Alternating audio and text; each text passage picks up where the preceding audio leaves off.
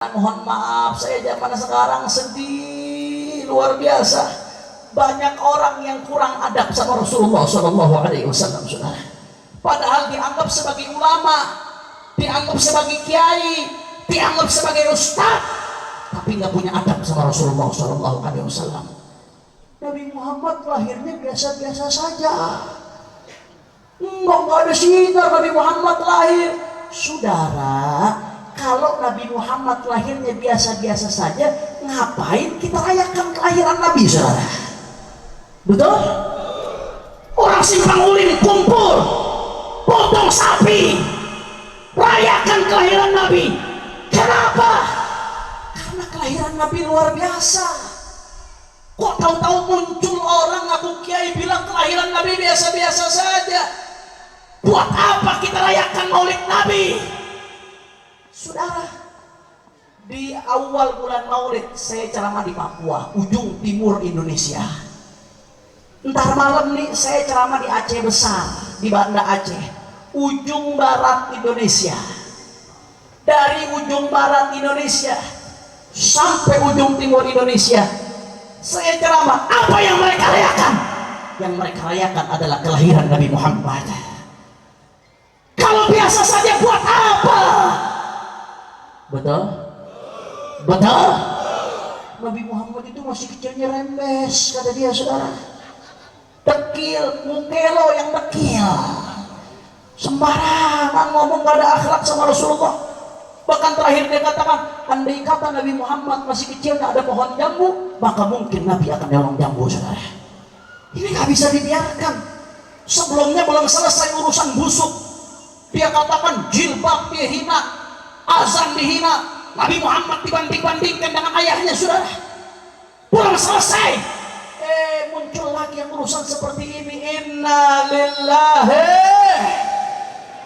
Saudara, saya heran kalau ada orang yang merendahkan Nabi, tapi saya jauh lebih heran kalau penghina Nabi dibela mati-matian, saudara. Dibela mati-matian, dibela habis-habisan.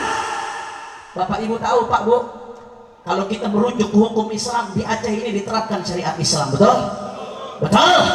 Mudah-mudahan Aceh terus dijaga oleh Allah Subhanahu wa taala. Sebagaimana Islam diterapkan di Aceh, mudah-mudahan diterapkan di seluruh Indonesia insyaallah.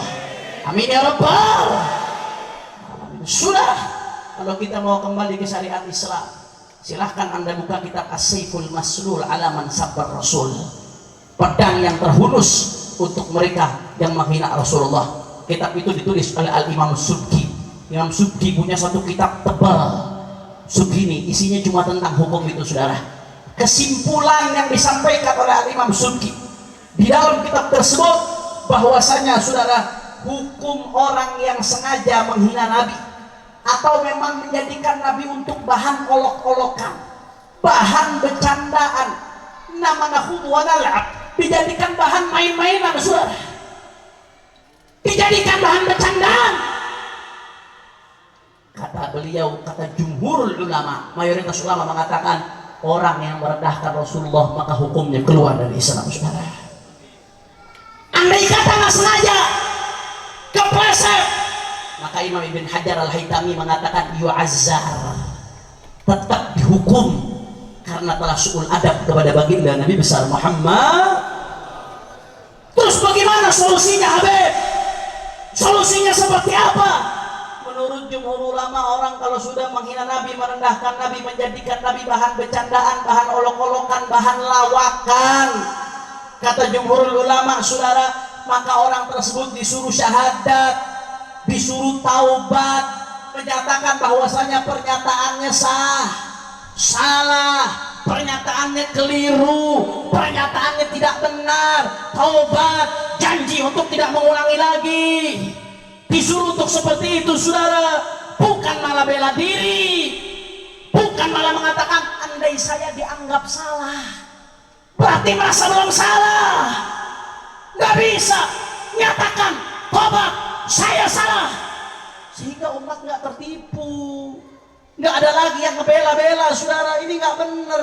Makanya ibadallah di dalam Islam, andai kata disuruh tobat nggak mau, maka dihukum mati, saudara. Dihukum mati orang hina Rasulullah. Saya nggak mau bicara hukum mati di Indonesia, masih kejauhan. Saya mau bicara realistis saja. Saya nggak mau nuntut yang nggak ada. Saya tuntut yang ada. Di Indonesia ada undang-undang anti penistaan agama, betul? Di Indonesia kalau orang menista agama, maka dia hukumnya dipidana, saudara. Terapkan dong. Makanya kami dari Front Pembela Islam di Jakarta, kami laporkan, saudara. Setiap orang yang hina Nabi, kami laporkan. Termasuk busuk, termasuk yang baru ini menghina Nabi, kami laporkan, saudara. Kenapa kami laporkan, saudara? Yang pertama, karena kami tidak rela Nabi Muhammad dihina. Yang kedua, karena kami tahu umat ini kalau Nabi Muhammad dihina, umat marah, umat tidak terima. Saudara, kalau sampai kemarahan umat dibiarkan, tidak diarahkan, maka umat akan main hakim sendiri-sendiri, saudara. Betul? Saya mau tanya orang Aceh, kalau Rasulullah dihina rela atau tidak? Rasulullah dihina rela atau tidak? Rasulullah dihina ridho atau tidak? Tidak akan ada orang Islam yang ridho, saudara. Umat Islam marah. Bahkan Imam Syafi'i mengatakan manis tughdiba walam yaghdab fahuwa himar. Ada nabinya dihina, Islamnya dihina, dia tidak marah. Kata Imam Syafi'i, itu bukan manusia tapi keledai, saudara. Pasti marah. Kami nggak mau kemarahan ini jadi main hakim sendiri-sendiri. Makanya kami laporkan. Dengan tujuan apa? Mudah-mudahan diproses. Jangan kecewakan. Umat sudah menempuh jalur hukum, jangan dikecewakan. Jangan sampai hukum ini tajam ke bawah, tumpul ke giliran ada orang hina presiden langsung ditangkap, saudara. Tapi kalau ada orang hina Islam, aman. Ade Armando aman, Abu Janda aman, Victor Leskodak aman, busuk aman. Sekarang tambah lagi satu yang baru, saudara. Jangan pancing kemarahan umat. Jangan, tolong, ini penghinaan Nabi diproses hukum, saudara. Tolong, jangan dibiarkan, jangan sampai kemarahan umat meledak, saudara. Ibadallah, kami umat Islam cinta damai, betul? Kami umat Islam gak demen berusuh, betul? Nabi Muhammad ajarkan kepada kami, la tatamannau liqa'al adu. Jangan sekali-kali ya kalian berangan-angan ketemu musuh. Jangan sekali-kali kalian berangan-angan ketemu musuh, pengen ribut, pengen berantem. Kata Nabi, la tatamannau liqa'al adu. Jangan sekali-kali kau lakukan itu. Akan tetapi fa idza laqitumuhum fathbutuh. Tapi kalau musuh sudah datang, maka pantang bagi kita untuk mundur, saudara. Kita umat Islam cinta damai. Kita nggak demen ribut. Kalau ada orang menggolimi pribadi kita, maka Rasulullah perintahkan kita untuk memaafkan, saudara. Anda hina saya, Anda caci maki saya, Hanif Al-Attas. Kalau saya betul-betul ikutin Nabi, maka saya akan maafkan Anda, saudara. Wa ya'fu 'anil dzambi idza kana fi haqqihi wa sababih. Kata Nabi Muhammad, kalau dosa sudah berkaitan, sudah kata Imam Ad-Daibai, Rasulullah itu kalau dosa atau perbuatan buruk berkaitan dengan pribadi beliau maafkan, saudara. Tapi kalau berkaitan dengan agama, beliau tidak akan tinggal diam. Begitu juga kita umat Islam, kalau pribadi kita dihina, maka kita harus diam, kita harus maafkan, kita harus sabar. Itu adab Rasulullah, itu akhlak Rasulullah. Tapi saudara, kalau Rasulullah dihina, Islam dihina, syariat dihina, demi Allah, kaki jadi kepala, kepala jadi kaki, mati bersifat darah. Kami tidak akan pernah mundur untuk bela kehormatan Rasulullah. Allahu Akbar, Allahu Akbar, Allahu Akbar. Makanya saya mau tanya umat Islam Aceh, kira-kira kalau Rasulullah dihina, diam kalah atau jawab? Orang kompak, Rasulullah dihina rela atau tidak? Rasulullah dihina rela atau tidak? Kita minta supaya penghina Nabi dipenjara. Setuju? Setuju? Setuju? Siap tuntut penghina Nabi agar dipenjara. Siap bela kehormatan Rasulullah. Siap bela kehormatan Nabi. Allahu Akbar, Allahu Akbar. Sallu ala Nabi. Itu yang pertama yang ingin saya sampaikan, saudara. Kemudian yang kedua ingin saya sampaikan pada kesempatan kali ini, karena waktu sudah siang, sebentar lagi kita akan masuki waktu zuhur. Saudara, yang kedua yang ingin saya sampaikan pada kesempatan kali ini, saat ini saudara-saudara kita yang ada di Uighur, suku Uighur di Cina, suku Muslim, saudara. Mereka ada di Turkistan Timur.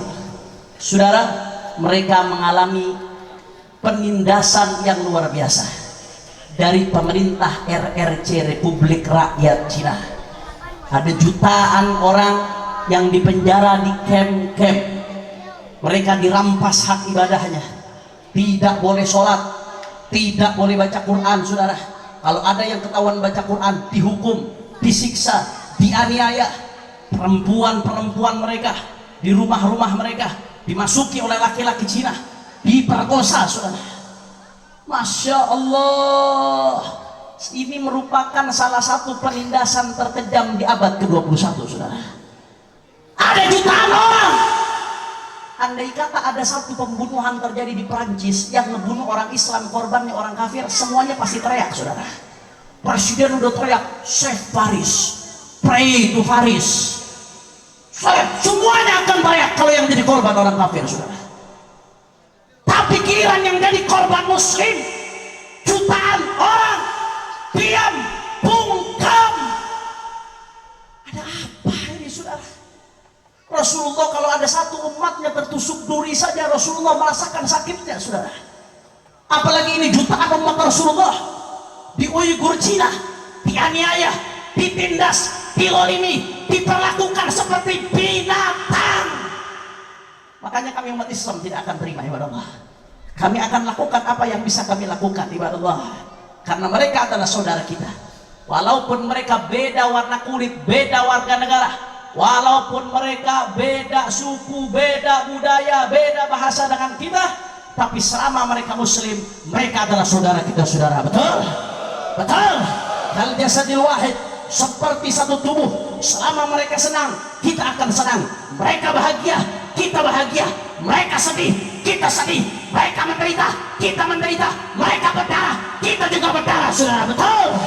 Makanya alhamdulillah saat ini saya dengar dari ketua DPW FPI Aceh Timur, saat ini di Banda Aceh sedang ada aksi protes terhadap daripada kebiadaban yang terjadi terhadap muslim Uighur, saudara. Aksi itu ditujukan kepada pemerintah Indonesia supaya pemerintah Indonesia punya sikap tegas. Indonesia ini negara dengan penduduk Islam terbanyak di dunia, betul? Tegas dong, protes dong, jangan diam, jangan bungkam, sampaikan itu dengan jabatanmu. Itu yang pertama yang kita tuntut, saudara. Kemudian insya Allah hari Jumat doakan kami di Jakarta, hari Jumat yang akan datang kami akan adakan aksi besar-besaran di Jakarta. Kami akan kepung kedutaan besar Cina, saudara.